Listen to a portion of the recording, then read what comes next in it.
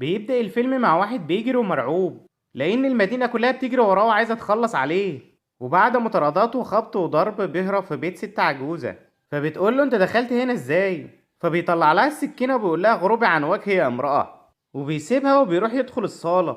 لكن الست دي ب100 راجل عملت معاه القضية وقتلته بمسدس المسامير، وحاولت تتأكد انه مات فبتحركه برجليها. شفت الجبروت؟ وفي اللحظة دي بيوصلوا ناس تانية البيت، فبيلاقوه مقتول قبل هما ما يوصلوا.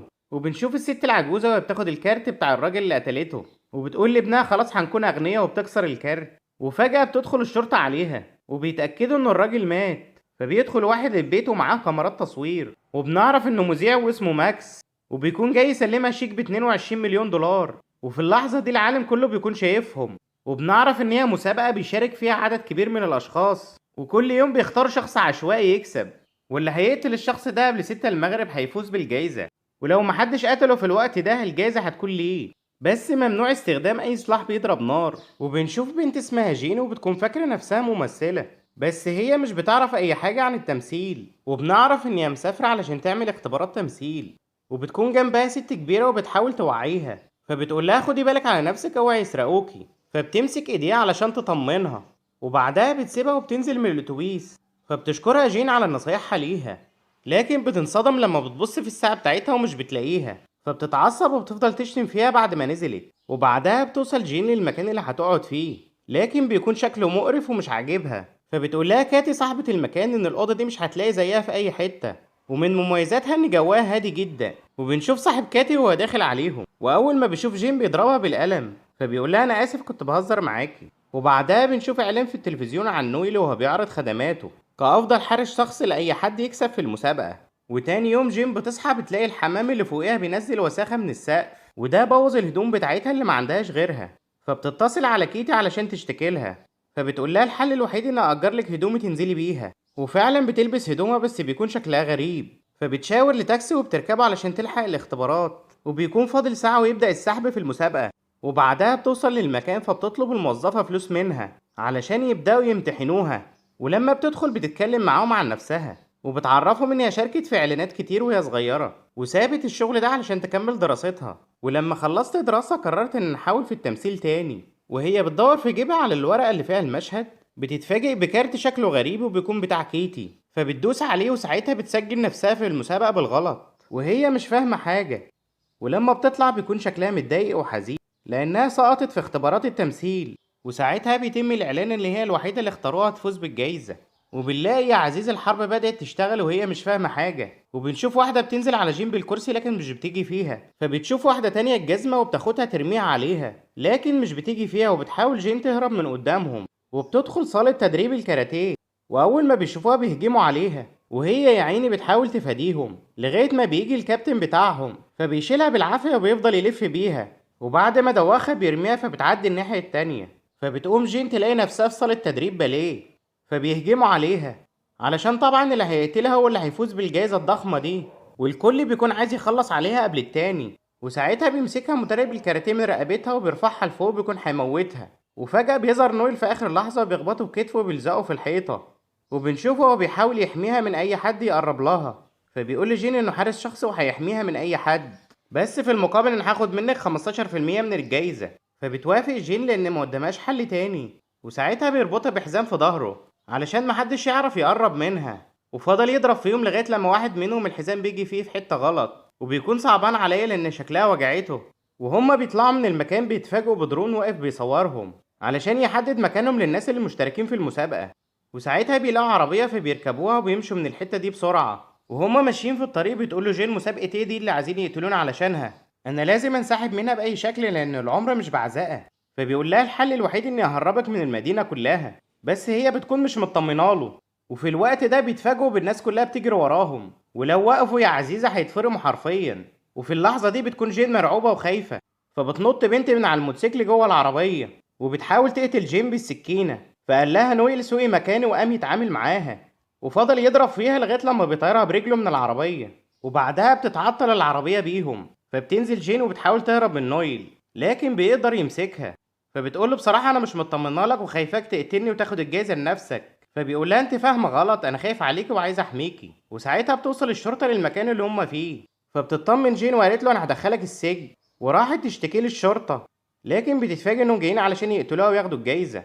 فبيحميها نويل وهي بتاخد بعضها وبتهرب، وبتاخد مجلة علشان تداري وشها بيها. ولما بتبص في الكارت اتفاجئت ان الدرون عارف مكانها. واول الناس ما شافوا الدرون فوق عرفوا ان هي في المكان ده. وكل واحد اخد سلاحه وراح يدور عليها.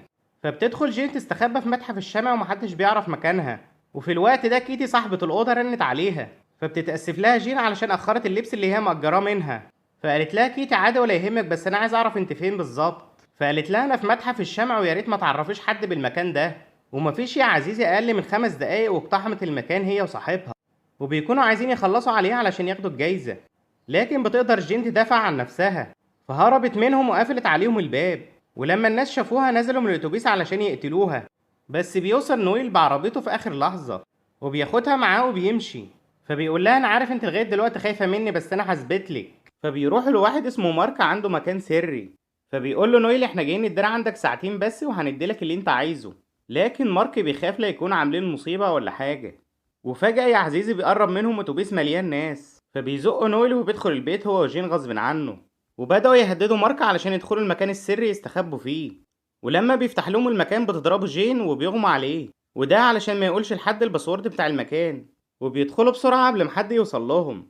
بس بيتفاجئوا انهم شايفين كل حاجة بتحصل بره من الشاشة اللي قدامهم. وبعدها بيحاول نويل يتكلم معاه علشان تطمن من ناحيته اكتر. فبتتكلم معاه جين وبتقوله انا جيت هنا علشان التمثيل بس.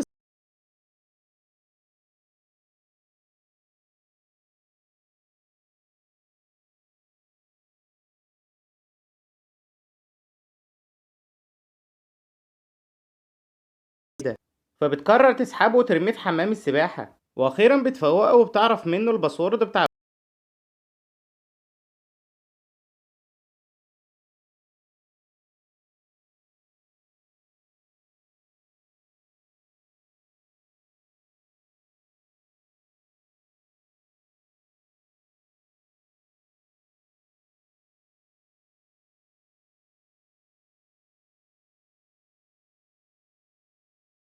وبيطلبوا من جين ان هي تيجي معاهم بهدوء بدل ما هنبهدلك. فقالت لهم هنيجي معاكم بس بشرط واحد، اني اخد نويل معايا لانه الحارس الشخصي بتاعي. وفعلا بيروحوا معاهم وبتكون جين مش عارفه هم واخدينهم على فين. وبعدها بيوصلوا بيقابلوا زعيم المافيا مارك. فبيقول لجين انا مستغرب انك قدرت تعيش لغايه دلوقتي، لان كل اللي قبلك ماتوا بعدها بنص ساعه. فبيطمنها ان محدش هيقدر يوصلها هنا. وانا هحميكي بس بمقابل 40% من الجايزه. فبتوافق جين لان ما عندهاش خيار تاني. وبعدها بياخدوهم علشان يعالجوهم من الجروح اللي في جسمهم. فبتتكلم جين مع نويل وبتقوله انا خايفة من الراجل اللي بره ده، وحاسة كده ان في حاجة غلط بتحصل. فبيقول لها طول ما انا معاكي مش عايزك تخافي من اي حاجة. فبتدخل عليهم واحدة. وبتقول لجين ان مارك هينقلك لمكان تاني لغاية لما الوقت يعدي علشان تعرفي تفوزي بالجايزة. فبتجيب جهاز وبتقول لجين حط وشك فيه علشان نعملك ماسك ومحدش يعرفك. وفعلا بدأت في عمل الماسك وشكلها اتغير خالص. فبيقول لها نويل انا مش مطمن لمارك، وحاسس كده ان هيغدر بيكي في اي وقت.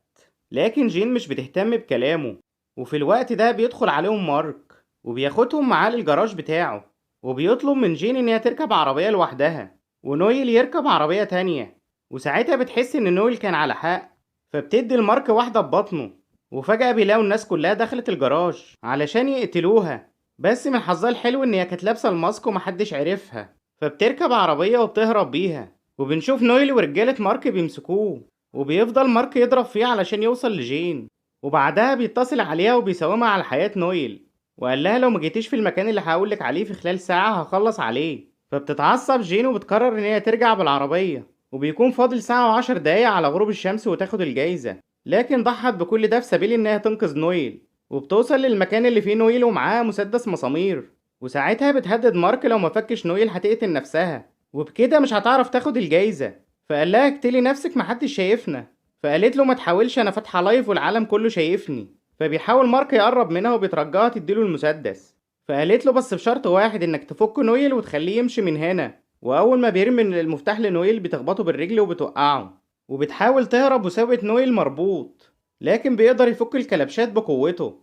وبيدخل في معركة ضرب قوية بينه وبين مارك علشان يقدر يعطله عن قتل جين. وبيكون فاضل 5 دقايق على غروب الشمس. وفجأة بتدخل ناس تانية علشان يقتلوها.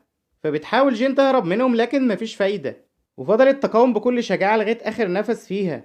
وبنشوف نويل وهو بيحاول يحميها وبيفضل يضرب فيهم لدرجة إن هو بيوقع عليهم السلالم، لكن مارك بيدوس على الناس وبيقدر إنه يطلع لها، وبيمسك جين من رقبتها، وبيكون خلاص هيطلع روحها، بس من حسن حظها إنها بتتزحلق وبتمسك في الحديد، وبنعرف إن هي سحبت الفتيلة بتاعة القنبلة اللي في جيب مارك، وساعتها بتسيب نفسها تقع علشان تبعد، فبتنفجر القنبلة بيه وبنرتاح من قرفه. وقبل جين ما بتنزل بيكون الوقت خلص والناس أنقذوها لأنها فازت بالمسابقة. فبيظهر المذيع وبيسلمها الشيك. يا بختها أوعدنا يا رب. وبيكون الشيك ب3 مليار و600 مليون دولار. وبعدها بتفتح شركة كبيرة وبتعين فيها ناس كتير، وفي الآخر بتتجوز نويل وبيكونوا في قمة السعادة. وبيخلص فيلمنا. أشوفكم في فيلم جديد.